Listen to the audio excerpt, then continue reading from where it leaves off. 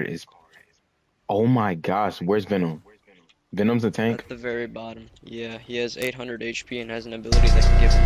Oh my god! Look at that! My boy clean! What is going on, people? It's Gerald. It's coming at you live in the flesh, and literally we've been playing a lot of Marvel Rivals recently. I hope you enjoyed the intro. Something new that I'm going to try to share with the community, where we're literally going to highlight some memes or anything I've seen recently in the community. But I've really been enjoying this game. I'm here to promote that you should download it too. Overwatch is dead in the dirt, dust, and we're popping off in this new game today. Also guys, before we start the next video, big shout out to everyone that viewed the Monster Hunter video that I previously put out. Thanks for all the support on my early thoughts on the game, and I just wanted to shout out that essentially 97% of those viewers have not subscribed to the channel. So do me a big favor, and at least if 5 of you subscribe today, that's putting me on the map. So thank you, thanks for viewing, and let's get into the video, guys.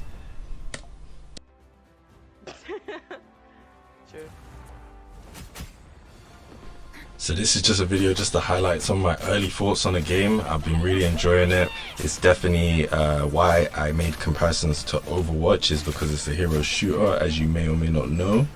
Been playing a bit ranked on it. It's got tanks, healers, DPS. There is no role queue, which is quite controversial right now, but either way, you tend to get a somewhat balanced team, and it doesn't have to be like as strict as, like, for example, Overwatch.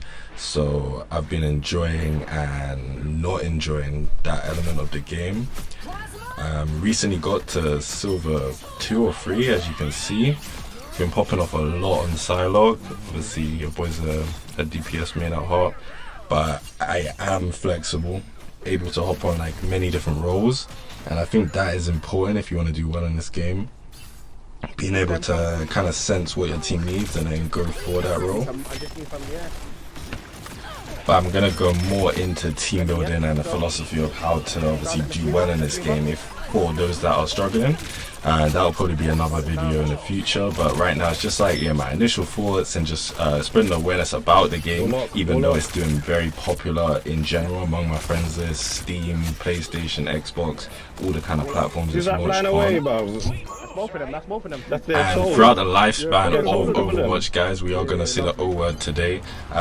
We have heard of many Overwatch killers, whether that be so many. I couldn't even name you them. That's just how funny it is.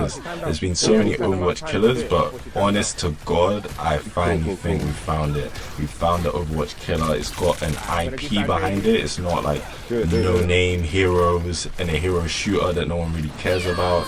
This is Marvel, household name, rival to DC. Like, honestly, like, if there is a kind of competitor that can take Overwatch off its throne or even kill the game, which debatable if that's possible, but eat into its player count permanently, that would be this game here, Marvel Rivals. So dive in. And part of that is because everyone knows these heroes. Everyone kind of cares about individual heroes, whether that be Spider-Man, big household name, whether that be Captain America, Bucky, Magic, Scarlet Witch, Wolverine, like Magneto. Honestly, it doesn't end in terms of the names. You can pull out a hat in this game and have people say, yeah, I care about that hero. So definitely gonna be a long stayer in the community, and it's looking tense for the big Overwatch.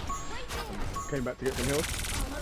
And then looking at like how they animate the game, the menus, the intros to maps, the outros, like you can really tell that they put a lot of care and attention in this game, and the people that are designing this game actually care about like just the aesthetics of the game. For example, when you click on like your favorite hero in the menu, there's an intro for them.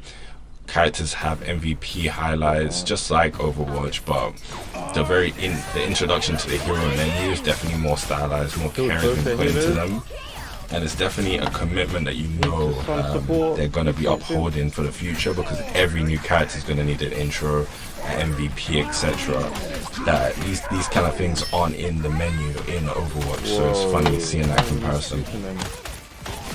There we go. Moving on from talking about Overwatch. I'm gonna be posting a lot of like ranked gameplay, a lot of ranked videos, some post comms, some live comms as well, and doing some streams. So pay attention to that on the channel shortly. But I'm also interested in kind of like mixing it up and doing some other gameplay. The main games I'm probably going to be featuring on the channel at the moment is going to be Monster Hunter Wilds when that game launches in Feb, and Marvel Rivals currently for the foreseeable. So yeah, stay tuned for that, guys. And then another reason why Overwatch is cooked, looking at the balance of the game. Overwatch launched with terrible healers, some good tanks, and obviously some great DPS, where some DPS weren't even truly DPS. Like Symmetra was very odd at the beginning of the game. She was a support, then she moved to DPS. In this game, there's literally every single healer is great. Some are a little bit overtuned, but we'll get into that in a minute. All the tanks are great. One or two could use some buffs, but you know. And then we've got a lot of great DPS to begin the game. All I hear about this game is XYZ character's broken, this character's broken, oh my character's insane. I'm not really hearing too much about, oh my character needs buffs, oh I'm struggling. Everyone's kind of like popping off in their own way on this game, on a variety of heroes, and I think that's great for the health of the game long term. One or two things that I would say is, I would say maybe Groot and Jeff are a little bit overtuned. I think it's not even Groot that's overtuned. I think it's more so Jeff, and somehow together they get some kind of like Jeff gets like a 10% tank damage reduction. It just becomes very hard to kill them together when they're paired together. But other than that, I would say the balance of this game is great. It's very fun, especially for the early stages of the game. We'll see how long the honeymoon phase lasts.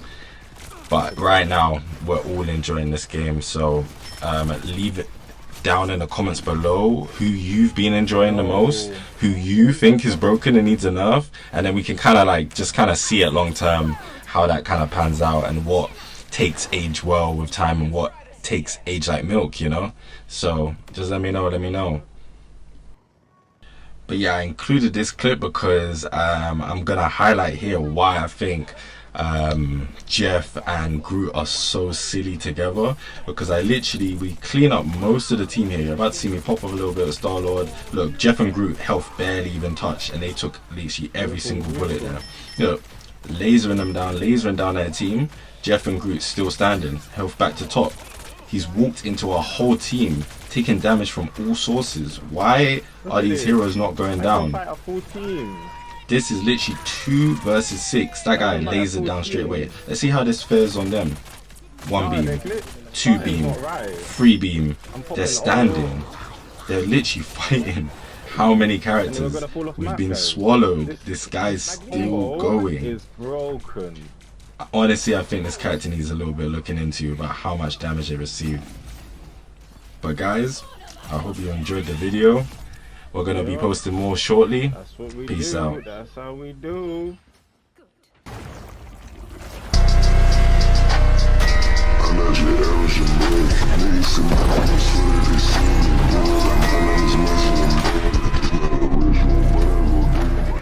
You think wearing a headband makes you a ninja?